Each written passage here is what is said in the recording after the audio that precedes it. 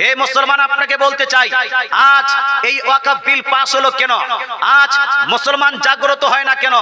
আজ মুসলমান ঠিকভাবে সংগ্রাম করতে পারে না কেন? আজ মুসলমান কিভাবে ঠিকভাবে প্রোটেস্ট করতে পারে না কেন? মুসলমানের মধ্যে ডিসিপ্লিন কেন নাই? মুসলমানের মধ্যে সংগ্রাম করার জন্য ওই ইন্সপিরেশনটা কেন নাই? তার কারণটা হলো আমরা ইসলাম সম্পর্কে ভালোভাবে অবগত নই, ওয়াকফ বিল সম্পর্কে আমরা ভালোভাবে আপনার অবগত নেই, আমরা ওয়াকফ সম্পত্তি সম্পর্কে আমরা ভালোভাবে জানি না। আজ থেকে প্রায় 150 বছর পূর্বে আলা হযরত আজিমুল বরকত মুজাদ্দিদুদ্দিন মিল্লাত আলাইহি রাহমাতুল ইসলামকে জিজ্ঞেস করা হয়েছিল, হুজুর যদি কেউ ওয়াকফের সম্পত্তিতে জবরদস্তি কবজা করে নেয়, দখলদারি করে, তাহলে একজন মুসলমানের জন্য করণীয় কি? মুসলমানরা কি করবে? তো আলা হযরত আজ থেকে প্রায় আপনার 150 বছর পূর্বে ফতোয়া দিয়ে গেছেন, যদি মুসলমানের যদি ওয়াকফের সম্পত্তির উপর কেউ নাজায়েজ কবজা করতে চায়, জবরদস্তি দখল করতে চায়, যেটা ভারতের বুকে বর্তমান বিজেপি সরকার করেছে, এই কাজটা কেউ যদি করে, আলা হযরত বলছেন প্রত্যেক মুসলমানের জন্য জরুরি কম্পালসারি হলো জান দিয়ে, মান দিয়ে, শক্তি দিয়ে সেই সম্পদটাকে রক্ষা করা। জোরে বলে সুবহানাল্লাহ। রক্ষা করতে হবে, এটা মুসলমানের জন্য জরুরি, এটা মুসলমানের জন্য কম্পালসারি, এটা মুসলমান প্রতি ফরজ। কিন্তু আজ মুসলমান আমরা ঘুমিয়ে আছি, আজ মুসলমান আমরা জাগ্রত হই না, আমরা প্রোটেস্ট করতে জানি না। কেউ বলছে পাবলিককে বললে, পাবলিক বলছে মৌলভী সাহেবরা করবে। মৌলভী সাহেবরা চুপচাপ কেন আছে? মৌলভী সাহেবরা মানুষকে ডাকতে পারে না, একত্রিত করতে পারে না। মৌলভী সাহেবকে বলছে হুজুর আপনারা কেন করেন না? তো বলছে আমরা কেন করব? পীর সাহেবরা যে আছে, বড় বড় পীর সাহেবরা আছে, পীর সাহেবরা ডাকুক আমরা যাব। পীর সাহেবরা বলছে আমরা কেন করব? নেতারা করবে, ভোট নিচ্ছে নেতারা, আমরা কেন করব? নেতারা বলছে আমরা কেন করব? আমরা এমএলএ এমপি, আমরা যদি এই প্রোটেস্ট করি, এই রকম যদি সংগ্রাম করি, তাহলে কিছু হলে আমাদেরকে আগে জেলে ভরবে, তাই আমরা করব না, পাবলিক করবে। ঘুরে ফিরে পাবলিকের ঘাড়ে পড়লো না ভাই? কিন্তু পাবলিক তো আর জাগ্রত হয় না। কোথা প্রোটেস্ট করতে যাচ্ছে? মুসলমান আপনাকে বলতে চাই, ভারত হলো আপনার সংবিধানের দ্বারা পরিচালিত একটি দেশ। এই দেশটা হলো রিপাবলিক কান্ট্রি। এখানে হিন্দু, মুসলিম, শিখ, ইসাই সবারই সমান অধিকার আছে। হিন্দুরা নিজের জমিকে যদি দখল করতে পারে, নিজের জমির যদি অধিকার রাখে, মুসলিমরা কি বলছে, খ্রিস্টানরা নিজের জমির যদি আপনার অধিকার রাখে, আপনার বৌদ্ধরা নিজের জমির যদি আপনার দানকৃত জমির যদি অধিকার রাখে, তাহলে মুসলমানের পূর্বপুরুষরা মুসলমানদের হিতে, মুসলমানদের আপনার কাজের জন্য যেই জমিগুলো দান করেছেন, ওয়াকফ করেছেন, এখানেও মুসলমানদের অধিকার থাকবে না? থাকবে না? থাকা উচিত। কিন্তু না না, মুসলমান আপনার অধিকার নাই, আপনার অধিকারটা কেড়ে নেওয়া হয়েছে। ওয়াকফ সংশোধনী বিল আপনার পাস করার পরে ভারতের বুকে একটি মসজিদ ছিল, সেই মসজিদটার নাম হলো বাবরি মসজিদ। কয়েক বছর ধরে এই বাবরি মসজিদের নিয়ে আপনার ঝামেলা হয়েছে, কোর্ট কাচারি হয়েছে, আপনার কি বলছি এটা নিয়ে কেস কামারি হয়েছে। শেষের বেলা ফয়সালা হয়ে গেল যে এখানে রাম মন্দির তৈরি হবে। বাবরি মসজিদ আমাদের হাত থেকে চলে গেছে। বলুন তো আপনাকে দুঃখ লেগেছে কি লাগেনি? এর হানা বলুন না ভাই, দুঃখ লাগেনি? কষ্ট লেগেছে কি লাগেনি? কষ্ট লেগেছে, দুঃখ লেগেছে, কারো দুঃখে বুক ফেটে গেছে। মুসলমান আপনাকে বলতে চাই, বাবরি মসজিদ একটা শুধু মসজিদ, বাবর দ্বারা নির্মাণ করা একটি মসজিদ, আপনার সুপ্রিম কোর্টের ফয়সালার দ্বারা সেটা আমাদের হাত থেকে চলে গেছে। শুনুন, ওয়াকফ বিল, ওয়াকফ সংশোধনী বিল, এই বিল যদি লাগু করে দেওয়া হয়, এই বিলকে যদি বাস্তবায়ন করা হয়, তো এই একটা দুইটা মসজিদ নয়, এই বিলের মাধ্যমে তারা হাজার হাজার মসজিদকে মুসলমানের হাত থেকে কাটতে সক্ষম হয়েছে, হাজার হাজার কবরস্থানকে মুসলমানের হাত থেকে ছিনিয়ে নিতে সক্ষম হয়েছে। তাই মুসলমান এখনো সময় আছে, প্রতিবাদ করুন, এখনো সময় আছে। আপনি শান্তিপ্রিয়ভাবে মিছিল মিটিং এর মাধ্যমে নিজের আওয়াজকে সরকারের কাছে পৌঁছান আর বলেন যে আমাদের ভালোর জন্য আপনি যদি আসলেই এই বিল করে থাকেন, তাহলে কৃষি কানুন যেভাবে আপনি প্রত্যাহার করেছেন, কৃষকদের ভালো করার জন্য, উন্নয়ন করার জন্য, কৃষকরা সেই কানুনকে অ্যাকসেপ্ট করেনি, সেই জন্য সেটাকে প্রত্যাহার করেছেন। তদরূপ মুসলমানদের জন্য আপনি ওয়াকফ বিল পাস করেছেন, মুসলমানরা এই বিল চায় না, সুতরাং এই বিলটাকে প্রত্যাহার করা উচিত। কথা উচিত ভাই? মুসলমান আপনারা ডিসিপ্লিন মেনটেন করে অবশ্যই কাজটা করেন। যাই হোক ভাই, আমি একটু আপনাদের কাছে রিকোয়েস্ট রাখলাম, এলাকায় এলাকায় এমনটা নয় যে বহরমপুরে শুধু মিছিল করতে হবে, আপনার রানীতলাও আপনি মিছিল করতে পারেন বা আপনার ভোগানগুলা মিছিল করতে পারেন। রানীতলা যদি না যেতে পারেন তা আপনার গ্রামে একটা মিছিল করেন। সোশ্যাল মিডিয়া যুগ, সব জায়গা থেকে মানুষ যখন মিছিল করবে তো সরকার দেখতে পারবে যে এটাকে কেউ অ্যাকসেপ্ট করছে না। কথা বোঝা গেল? এমনটা নয় যে বড় জায়গায় মারামারি করে আসেন এই যে আপনি জয় পেয়ে গেলেন, না না না, পুলিশের গাড়ি পুড়িয়ে কোনো লাভ হবে না, অন্যের বাড়ি জ্বালিয়ে কোনো লাভ হবে না, কারো বাড়ির ক্ষতি করে কোনো লাভ হবে না। আমাদের হিন্দুদের সঙ্গে কোনো আপনার দুশ্মনী নেই, তারা নিজের হিসেবে বাস করবে, আমরা নিজের হিসেবে বাস করব। মুসলমান আপনি অধিকার রাখেন প্রোটেস্ট করার, কিন্তু আপনি পুলিশের গাড়িকে জ্বালিয়ে দেওয়ার অধিকার রাখেন? একটু হানা বলুন না বাবা, এটা আপনার অধিকার নাই। কোন নন মুসলিমের বাড়িতে হামলা করবেন, এটা অধিকার নাই। ইসলাম তো শান্তি শিখায়, ইসলাম তো ক্যারেক্টার শিখায়, ইসলাম তো ব্যবহার শিখায়। আপনার কিভাবে ব্যবহার হতে পারে যে অন্যের প্রতি আপনি অত্যাচার করবেন? আজ ফিলিস্তিনদের উপর অত্যাচার হচ্ছে, আমরা এখান থেকে সেটাকে বরদাস্ত করতে পারছি না।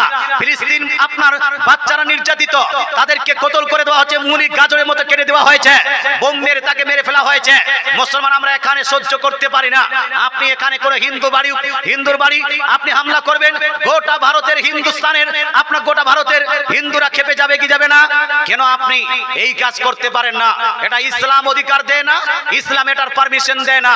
পিসফুলি, অর্থাৎ আপনার যেটা অধিকার সেই অধিকারে আপনি প্রতিবাদ জানাতে পারেন যে আমরা এই বিল মানি না। কথা বোঝা গেল?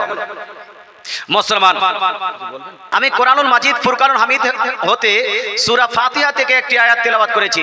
আল্লাহ তাআলা বলছেন, হে আমার বান্দা, তোমরা সর্বদা এই দোয়াটা করবে। কি দোয়া? ইহদিনাস সিরাতাল মুস্তাকিম। হে আল্লাহ, তুমি আমাদেরকে সঠিক রাস্তায় পরিচালিত করো। হে আল্লাহ, তুমি আমাদেরকে সঠিক রাস্তায় চালাও।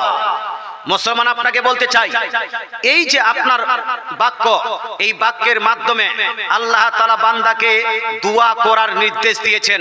দুই, এই বাক্যের মাধ্যমে আল্লাহ তাআলা বান্দাকে দোয়া করার পদ্ধতি শিখিয়েছেন। হে মুসলমান, এই আপনার বাক্যের মাধ্যমে আল্লাহ তাআলা বান্দাকে দোয়া কিসের করতে হয় সেটারও আপনার পদ্ধতি দিয়েছেন। আপনি দোয়া করবেন, আল্লাহ আমাকে একটা মোবাইল দাও যেন আমার ঠিকভাবে যেন সিরিয়ালগুলো দেখতে পারি। আল্লাহ আমাকে একটা টিভি দাও যেন টিভিতে আমি বিবির সঙ্গে বসে আমি টিভি দেখতে পারি। এই রকম দোয়া করা যাবে না। দোয়া যদি করতে হয় তাহলে বলেন, আল্লাহ আমাকে সঠিক রাস্তায় পরিচালিত করো। হে আল্লাহ, আমাকে সিরাতে মুস্তাকিমের উপর গামজান করো। সিরাতে মুস্তাকিম কাকে বলা হয়? সঠিক রাস্তা কাকে বলা হয়? সঠিক রাস্তা হলো সেটাই যেটা আল্লাহ তাআলা আপনাকে কোরআনের মাধ্যমে নির্দেশ দিয়েছেন। সঠিক রাস্তা হলো সেটাই যেটা নবীজি সাল্লাল্লাহু তাআলা আলাইহি ওয়াসাল্লাম উম্মতিকে জানিয়েছেন এবং নিজেই প্র্যাকটিক্যালি সেটার উপর আমল করেছেন। অর্থাৎ আল্লাহ তাআলার দেওয়া এবং রাসূলের দেওয়া রাস্তাটা হলো সঠিক রাস্তা। মুসলমান, যদি কেউ কোনো ব্যক্তি এই জীবনে কেউ যদি সাকসেসফুল হতে চায়, আখিরাতে যদি কেউ জান্নাত পেতে চায়, তাহলে কোরআন হাদিসকে বাদ দিয়ে, ইজমা কিয়াসকে বাদ দিয়ে, আল্লাহ রাসূলকে বাদ দিয়ে অন্য কারো কথার উপর আমল করে আপনি আল্লাহ তাআলার সান্নিধ্য পাবেন না। আল্লাহ তাআলার দেওয়া বানানো জান্নাতে আপনি প্রবেশ করতে পারবেন না। এই জন্য আল্লাহ তাআলার কোরআনের উপর আমল করা আমাদের প্রত্যেকটা ব্যক্তির জন্য জরুরি। মুসলমান, আজ দেখেন এই আয়াতের মাধ্যমে আল্লাহ তাআলা মানব জাতকে দোয়া করতে বলেছেন, কিন্তু কিছু মানুষ আছে দোয়া থেকে মানুষকে বিরত রাখে, যে দোয়া করার দরকার নাই, দোয়া করে কি হবে, দোয়া করে কি লাভ হবে। আপনার দিকে আছে কিনা জানি না, আমাদের দেশে কিছু মানুষ পূর্বে দোয়া করত, বর্তমান আস্তে আস্তে করে দোয়াটা বাদ দিয়ে দিয়েছে। আপনার দিকে হয়? আপনার দিকেও দোয়া বাদ দিচ্ছে, আমার দিকেও দোয়া বাদ দিচ্ছে। কালকে আমি ইসুর পাড়া নাকি বলছে, এখানে পাশেই ছিলাম, ওখানে বলছে হুজুর আমাদের পাশের গ্রামের আপনার জুম্মার দিনে 2টা আজান হতো, কিন্তু এখন আর 2টা আজান হয় না, একটা আজান হচ্ছে, একটা আজান বাদ দিয়ে দিয়েছে। বলছে একটা আজান দিতে হবে, দ্বিতীয় আজান দেওয়া বিদআত হয়ে যাবে। মুসলমান, আপনাকে বলতে চাই, দিন দিন মুসলমান নামে পরিচিত ব্যক্তিদের মধ্যে বিভ্রান্তি বাড়ছে। কোরআন হাদিসের বিপক্ষে কথা বলছে। মুসলমান দোয়া করব কি করব না? আজ থেকে প্রায় 1500 বছর পূর্বে আপনার নবী, আপনার আমার নবী, দয়ার নবী, মায়ের নবীর প্রতি যেই কিতাব নাযিল হয়েছে কোরআনুল মাজিদ, এই কোরআন শরীফের মধ্যে সূরা মুমিন আয়াত নাম্বার 60 নম্বর আয়াতে আল্লাহ তাআলা বলছেন উদউনি আস্তাজিব লাকুম। আল্লাহ বলেন, হে আমার বান্দা বান্দিরা, তোমরা আমার কাছে সর্বদা দোয়া করতেই থাকো, আমি আল্লাহ তোমাদের দোয়াকে সর্বদা গ্রহণ করতেই থাকবো। জোরে বলেন সুবহানাল্লাহ। আল্লাহ তাআলা, মুসলমান আমরা দোয়া করি কার কাছে? আল্লাহ তাআলার কাছে। আমাদের দোয়া গ্রহণ করেন কে? কবুল করেন কে? মাস্টার? হ্যাঁ, কে কবুল করেন? জি হ্যাঁ, আমাদের দোয়াকে কবুল করেন আল্লাহ। আমাদের দোয়া মাস্টাররা কবুল করে না, ডাক্তাররা কবুল করে না, বর্তমান কোন মৌলভী মুন্সি কবুল করে না, বরং আল্লাহ কবুল করেন। তো যে আল্লাহ তাআলার কাছে আমরা দোয়া করি, যে আল্লাহ তাআলা আমাদের দোয়াকে কবুল করেন, সে আল্লাহ তাআলা একবারও কোরআন শরীফের মধ্যে এই কথা বলেননি, বান্দা তুমি দোয়া করবে না, আমি কবুল করব না। তুমি সকালবেলা দোয়া করবে না, আমি কবুল করব না। বিকালবেলা দোয়া করো না, আমি কবুল করব না। এই কথা আল্লাহ বলেননি, বরং আল্লাহ তাআলা বলেছেন তোমরা সর্বদা আমার কাছে দোয়া করতেই থাকো, আমি তোমাদের দোয়াকে গ্রহণ করতেই থাকবো। জোরে বলেন সুবহানাল্লাহ। মুসলমান তাহলে দোয়া করতে বলেছেন আল্লাহ, করতে হবে না? হবে না? হবে। তবে কিসের দোয়া করবেন? সুনান তিরমিজি শরীফের মধ্যে রাসূলুল্লাহ সাল্লাল্লাহু তাআলা আলাইহি ওয়াসাল্লাম ইরশাদ করেন, কেউ যদি পাপ কাজের জন্য, গুনাহের কাজের জন্য দোয়া করে, আল্লাহ তাআলা সেই দোয়া কবুল করবেন না। তাহলে ভালো কাজের জন্য দোয়া করতে হবে। মুসলমান আপনাকে বলতে চাই, কেউ যদি সম্পর্ক আপনার নষ্ট করার জন্য দোয়া করে, আল্লাহ তাআলা সেই দোয়াকে কবুল করবেন না। যেমন কেউ যদি দোয়া করে, আল্লাহ আমার বাপ থেকে আমাকে জুদা করে দেন, মুসলমান আল্লাহ এই দোয়া কবুল করবেন না। আমাকে আমার মায়ের থেকে জুদা করে দিন, এটা আল্লাহ তাআলা কবুল করবে না। আল্লাহ আমার এই স্ত্রীকে ভাগিয়ে দিন, আর আমি যাকে ভালোবাসি মন্টুর বহুকে, ওই বহুর সঙ্গে যেন, মন্টুর বহুর সঙ্গে আমার যেন বিয়ে হয়ে যায়, এরকম একটা ব্যবস্থা করে দিন। আল্লাহ তাআলা এই দোয়া কবুল করবেন না। কারণটা হলো এগুলা হলো গুনাহের কাজ। গুনাহের কাজ না? গুনাহের কাজ না? এতটা বেশি গুনাহের কাজ, সম্পর্ক নষ্ট করা এতটা বেশি গুনাহের কাজ, যে বুখারী, মুসলিম, তিরমিজি, নাসাঈ, আবু দাউদ, ইবনে মাজাহ প্রায় সব জায়গায় এই হাদিস কান লিপিবদ্ধ আছে। রাসূলুল্লাহ বলছেন, লা ইয়াদখুলুল জান্নাতা কাতিয়ু রাহমিন। দয়ার নবী, মায়ের নবী ইরশাদ করেন, যেই ব্যক্তিরা সম্পর্ক নষ্ট করে, যেই ব্যক্তিরা সম্পর্ক ভেঙে ফেলে, এই ব্যক্তিরা জান্নাতে যেতে পারবে না। আজ দেখেন ভাই, আমাদের যা জায়ের মধ্যে ঝগড়া আছে কি নাই, যা আপনার ভাবি আর ননদের মধ্যে ঝগড়া আছে কি নাই, মুসলমান বেটা বাপ বেটার মধ্যে ঝগড়া, ভাই ভাইয়ের মধ্যে ঝগড়া, মৌলভী মৌলভীর মধ্যে ঝগড়া, মুফতি মুফতির মধ্যে ঝগড়া। মুসলমান আপনাকে বলতে চাই, এই ঝগড়া করে যদি আপনি যাকে আলাদা করে দেন, যদি আপনি ননদকে আলাদা করে দেন, যদি আপনি শাশুড়িকে আলাদা করে দেন, যদি আপনি শ্বশুরকে আলাদা করে দেন, যদি আপনি বাপ থেকে পৃথক হয়ে যান, যদি আপনি মাকে আলাদা করে দেন, যদি আপনি ভাই বোনকে আপনি যারা পৃথক করে আপনি এ করে দেন, সম্পর্ক নষ্ট করে দেন, এই সম্পর্ক নষ্ট করার কারণে আপনার গুনাহ গুনাহ গুনাহ হবে, আর গুনাহে কাবিরা হবে। তাই সম্পর্ক নষ্ট করা যাবে না, সম্পর্ক জোড়তে হবে, নষ্ট করতে হবে না। তো যেটা বলছিলাম সেটা হলো, এই ভালো কাজের আপনার দোয়া করেন, খারাপ কাজের দোয়া করা যাবে? খারাপ কাজে দোয়া করা যাবে না। হে মুসলমান আপনাকে বলতে চাই, আজ যেই ব্যক্তিরা বলছে মসজিদে জুম্মার দিন 2টা আযান দিতে হবে, এই একটা আযান দিতে হবে, একটা আযান বাদ দিবে। আপনার দিকে জুম্মার দিন 12:30টার সময় একটা আযান হয়, বা 12টার সময় একটা আযান হয়, আর একটা খুতবার সময় হয়, হয় না? খুতবার সময় একটা, আর একটা আগে হয়। মুসলমান তারা খুতবার সময় আজানটা রেখেছে, আর আগের আজানটা বাদ দিয়ে দিয়েছে। এটা নাকি বিদআত, এটা নাকি প্রমাণ নাই। কিন্তু আমি আপনাকে বলতে চাই, বুখারী খুলেন, আপনি জুম্মার দিন 2টা আজানের প্রমাণ পাবেন। মুসলিম শরীফ খুলেন, জুম্মার দিনে 2টা আজানের প্রমাণ পাবেন। তিরমিজি শরীফ খুলেন, আপনি জুম্মার দিন 2টা আজানের প্রমাণ পাবেন। আপনি আবু দাউদ খুলেন, জুম্মার দিনে 2টা আজানের প্রমাণ পাবেন। ইবনে মাজাহ খুলেন, ইবনে মাজাহর মধ্যে জুম্মার দিনে 2টা আযানের প্রমাণ পাবেন। তাবরানী শরীফ, বাইহাকী শরীফের মধ্যে প্রায় সব জায়গায় 2টা আযানের প্রমাণ আছে। সুতরাং আযান চলবে কয়টা? একটা না 2টা ভাই? আযান চলবে কয়টা? একটা না 2টা?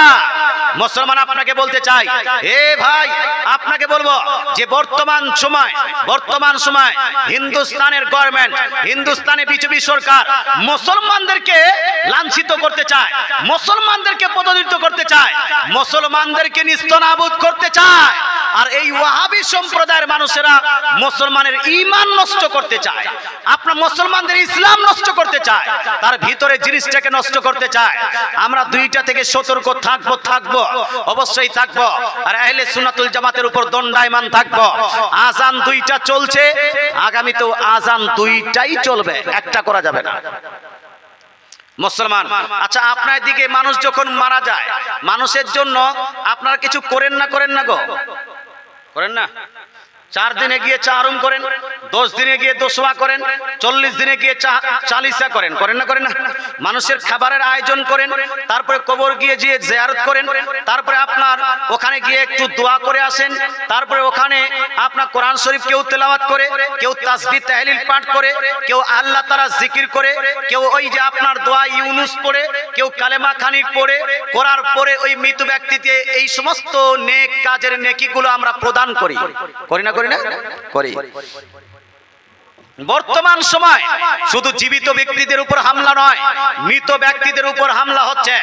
আহলে সুন্নাতুল জামাতের আকীদা অনুযায়ী, আহলে সুন্নাতুল জামাতের মত এবং পথ অনুযায়ী যদি কোনো মানুষ ইন্তেকাল করে আর ওই মৃত ব্যক্তিদের জন্য জীবিত ব্যক্তিরা কোরআন তেলাওয়াত করে, তাসবিহ তাহলিল পাঠ করে, কলেমা খানি করে, 40 তাহরুম করে, খাবারের আয়োজন করে, মিলাদ ফাতিহা করে, এই সমস্ত জিনিসের নেকি যদি তাকে দিতে চায়, এই সমস্ত জিনিসের নেকি মৃত ব্যক্তিদের কাছে পৌঁছে যায়। জোরে বলেন সুবহানাল্লাহ। মৃত ব্যক্তিদের কাছে কি হবে বাপ? পৌঁছাবে না? এটা হলো আমাদের বিশ্বাস। কিন্তু একজন বলছে না, এই কাজ করা যাবে না।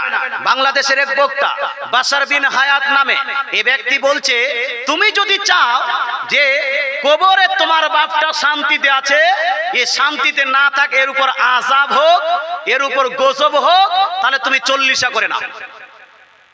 40 চারুম করলে তার উপর আযাব এবং গজব নাযিল হবে। কথা বুঝতে পারছেন না? তা আপনারা 40 চারুম কেন করছেন? বাপের কবরে আযাব দেওয়ার জন্য? এটা হানা বলুন ভাই, আযাব দেওয়ার জন্য? কি আযাবটাকে মাফ করার জন্য? এটা আপনার কথা। এই বাংলাদেশে একটা কাজী ইব্রাহিম আছে, এও বলছে যদি কেউ 40 তাহরুম তিজা ফাতিহা করে, তাহলে এটা করার কারণে মৃত ব্যক্তিদের উপর আযাব হবে। হে মুসলমান, আপনাকে বলতে চাই, পৃথিবীর ইতিহাসে কোরআন শরীফের মধ্যে অথবা হাদিস শরীফের মধ্যে, সহিহ হাদিস হোক, জয়ীফ হাদিস হোক অথবা জাল হাদিস, কোন হাদিসে এই কথা লিপিবদ্ধ নাই যে কেউ যদি মৃত ব্যক্তিদের জন্য 40 তাহরুম করে তাহলে মৃত ব্যক্তিদের উপর আযাব হবে। এই কথা কোথাও পাবেন না। এটা তাদের বানানো কথা, তাদের ইচ্ছাকৃত বানানো কথা, নিজের মন বানানো ভিত্তিহীন কথা। এই কথাকে সাপোর্ট করা যাবে না, বরং উল্টাটা আছে। কি আছে ভাই? উল্টাটা। অর্থাৎ কেউ যদি এই দোয়া খায়ের করে তাহলে নেকি হবে। একটু বলবো না? আপনাদের ঘুম লেগেছে বাবা? বলবো? যারা শুনতে চান একটু হাত তুলে বলুন তো, ইয়া রাসূলুল্লাহ। মাশাআল্লাহ। মৃত ব্যক্তিদের জন্য করণীয় এবং বর্জনীয় নিয়ে আলোচনা করব, কিন্তু একবার মৃত ব্যক্তির জন্য কি কি করা যাবে কয়েকটা হাদিস শোনাবো। এই হাদিসটি লিপিবদ্ধ আছে দেওবন্দ থেকে ছাপানো সহিহ মুসলিম শরীফ জিল নাম্বার 2 পেজ নাম্বার 41 এর মধ্যে। হাদিসটি লিপিবদ্ধ আছে মিশকাত শরীফের মধ্যেও এবং অন্যান্য হাদিস গ্রন্থের মধ্যেও। এই হাদিসের মধ্যে আবু হুরায়রা রাদিয়াল্লাহু তাআলা আনহু একজন সাহাবী, তিনি বলছেন আন্না রাজুলান ক্বালা লিন নবী সাল্লাল্লাহু তাআলা আলাইহি ওয়াসাল্লাম, অর্থাৎ একজন সাহাবী এসে নবীজির দরবারে উপস্থিত হলেন, উপস্থিত হয়ে আরজ করলেন, ইয়া রাসূলুল্লাহ ইন্না আবি মাতা, আমার পিতা ইন্তেকাল করে গেছে, আমার বাপ ইন্তেকাল করে গেছে, ওয়ালাম ইউসি, কিন্তু বাপ ইন্তেকাল করার আগে আমাকে কোনো ওসিয়ত করে যাননি যে আমি ইন্তেকাল করছি, আমার ইন্তেকাল হবে, তুমি ইন্তেকাল করার পরে আমার নামে তুমি দান সাদকা খায়রাত করো, এরকম কোনো ওসিয়ত করে যাননি। ইয়া রাসূলুল্লাহ হাবিবাল্লাহ, তারপরও হাল ইউকাফারু আনহু আন আতাসাদদাকা আনহু, ইয়া রাসূলুল্লাহ হাবিবাল্লাহ, আমি যদি ওই মৃত বাপের জন্য নিজের তরফ থেকে তার জন্য যদি দান এবং খায়রাত করি, দান সাদকা খায়রাত করি, তাহলে এর কারণে আমার মৃত ব্যক্তির, মৃত বাবার গুনাহ মাফ হবে না? হবে না? গুনাহ মাফ হবে না? হবে না? আল্লাহ তাআলা রাসূলকে জিজ্ঞেস করলেন, রাসূলুল্লাহ বলছেন ফাকারা রাসূলুল্লাহ নাম, রাসূলুল্লাহ বলেন হ্যাঁ হ্যাঁ, তুমি যদি মৃত ব্যক্তির মৃত বাপের জন্য যদি দান সাদকা খায়রাত করো, এই দান সাদকা খায়রাত করার কারণে তোমার মৃত ব্যক্তির মৃত বাবার গুনাহ মাফ হয়ে যাবে। জোরে বলে সুবহানাল্লাহ। তাহলে দান সাদকা খায়রাত করলে মৃত ব্যক্তিদের গুনাহ মাফ হয়। কি হয় বাবা? গুনাহ মাফ হয় না গুনাহ হয়? গুনাহ মাফ হয়, এটা রাসূলুল্লাহর হাদিস।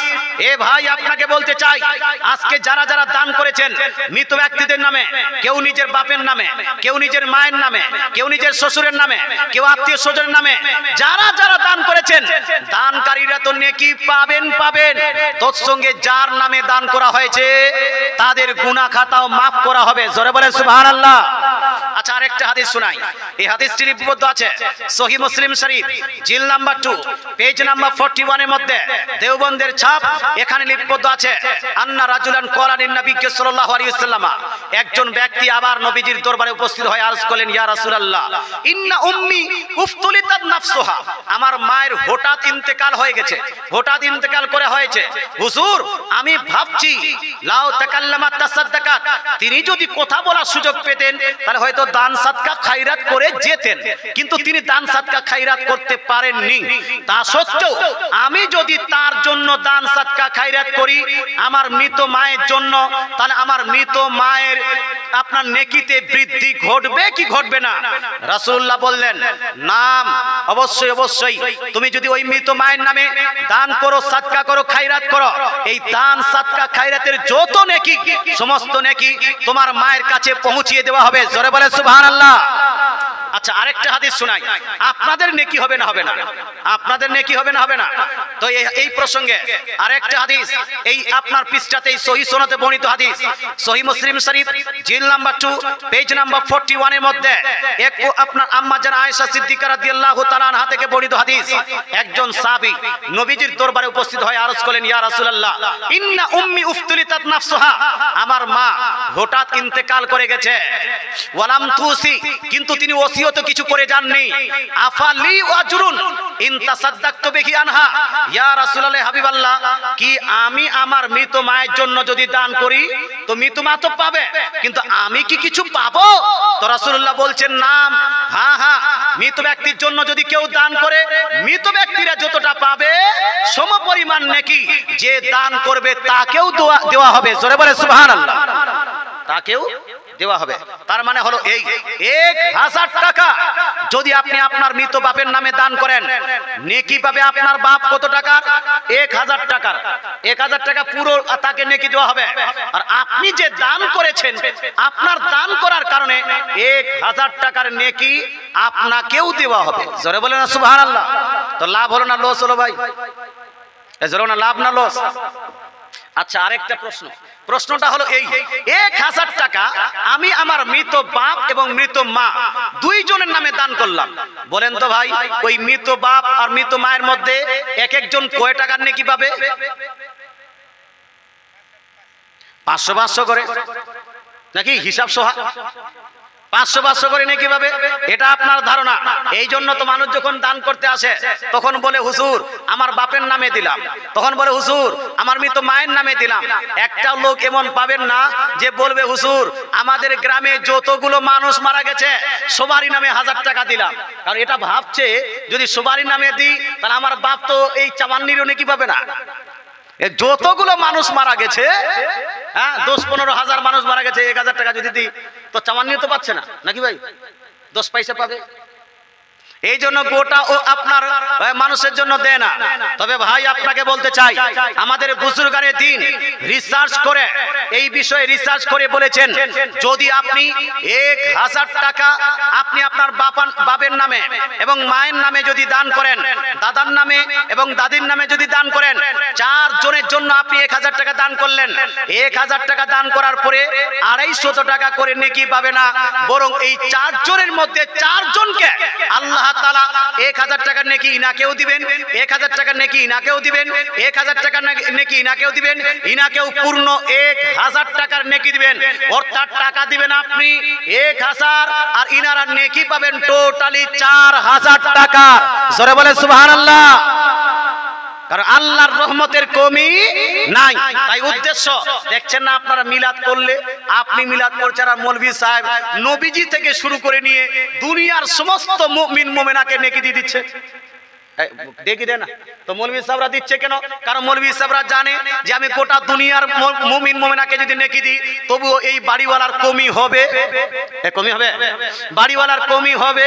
নেকি যত বাড়বেন তত এটা বাড়বে, জ্ঞান যত বাড়বেন বাড়বেন বিতরণ করবেন তত বাড়বে না কমবে? আমি আপনাকে জ্ঞান দিচ্ছি মানে আমাদের জ্ঞানটা শেষ হয়ে যাচ্ছে নাকি?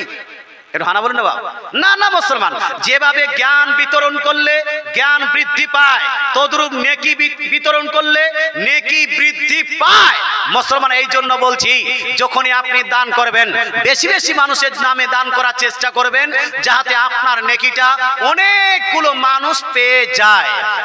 জৈসি করনি ওয়াইসি ভরনি, অ্যাজ ইউ সোশ্যালি রিপ, যেভাবে আপনি করবেন আপনার জন্য করা হবে। আপনি যদি অন্যান্য ব্যক্তির জন্য দান করে যান, অন্যান্য ব্যক্তির জন্য যদি আপনি দান করেন আপনার পরে অন্যান্য ব্যক্তিরাও আপনার জন্য দান করবেন। কথা বোঝা গেল ভাই? এই জন্য মানুষকে বেশি বেশি মানুষের জন্য দান করা উচিত। এখান থেকে স্পষ্ট ভাষায় বোঝা গেল মানুষ মারা গেলে তার জন্য দান সাদকা খায়রাত করলে নেকি হবে না? হবে না? কে নেকি পাবে? দানকারীও নেকি পাবে, যার জন্য দান করা হলো সেও নেকি পেল। হে মুসলমান, আরেকটি হাদিস শোনাই। এই হাদিসটি লিপিবদ্ধ আছে সো আপনার মিশকাত শরীফ দেওবন্দ থেকে ছাপানো, মিশকাত শরীফ জিলদ নাম্বার 1 পেজ নাম্বার 26 এর মধ্যে সেম হাদিস কান লিপিবদ্ধ আছে। সুনান আবু দাউদ জিলদ নাম্বার 2 পেজ নাম্বার 41 এর মধ্যে সেম হাদিস কানা বাইহাকি শরীফের মধ্যে মুসনাদ আহমদের মধ্যেও লিপিবদ্ধ আছে। রাসূলুল্লাহ সাল্লাল্লাহু তাআলা আলাইহি ওয়াসাল্লাম ইরশাদ করেন, ইদা মাতাল ইনসান ইনকাতা আনহু আমালুহু। নবীজি বলছেন মানুষ যখন মরে যায়, মানুষ যখন ইন্তেকাল করে, মানুষ যখন মারা যায় তখন মানুষের আমলটা বন্ধ হয়ে যায়। কি বন্ধ হয়ে যায় বাবা? একটু জোরে বলেন না, কি বন্ধ হয়? একটু জোরে বলতে হবে, কি বন্ধ হয়? আমল বন্ধ হয়। এটা এই জন্য আমি আপনার কাছে বুঝিয়ে নিচ্ছি, কারণ কিছু মানুষ আছে যারা বলে ইদা মাতাল ইনসান ইনকাতা আনহু আমালুহু, মানুষ যখন মারা যায় তার আমল নামা বন্ধ হয়। মুসলমান, রাসূলুল্লাহ আমল নামা বলেননি, এরা নিজের তরফ থেকে বানিয়ে আমল নামা বলে। মুসলমান, রাসূলুল্লাহ বলছেন যখন মানুষ মারা যায় তার আমল বন্ধ হয়। আমল আলাদা, আমল নামা আলাদা। মুসলমান, কিভাবে আমল হলো? নামাজ পড়ছেন এটা আমল, রোজা রাখছেন এটা আমল, হজ করছেন এটা আমল, যাকাত দিচ্ছেন এটা আমল, বাপ মার সেবা করছেন এটা আমল, আপনার ছেলে মেয়েকে লালন পালন করছেন এটা আমল, বিবিকে বাচ্চাকে আপনি আপনার পরওয়ারিশ করছেন এটা হলো আপনার আমল। আর এই কাজগুলোতে যেইগুলো আপনি নেকি পাচ্ছেন, গুনাহ নেকি বা গুনাহ পাচ্ছেন, সেটা যেই জায়গায় লিপিবদ্ধ করা হচ্ছে সেই জায়গাটার নাম কি? নামায়ে আমল।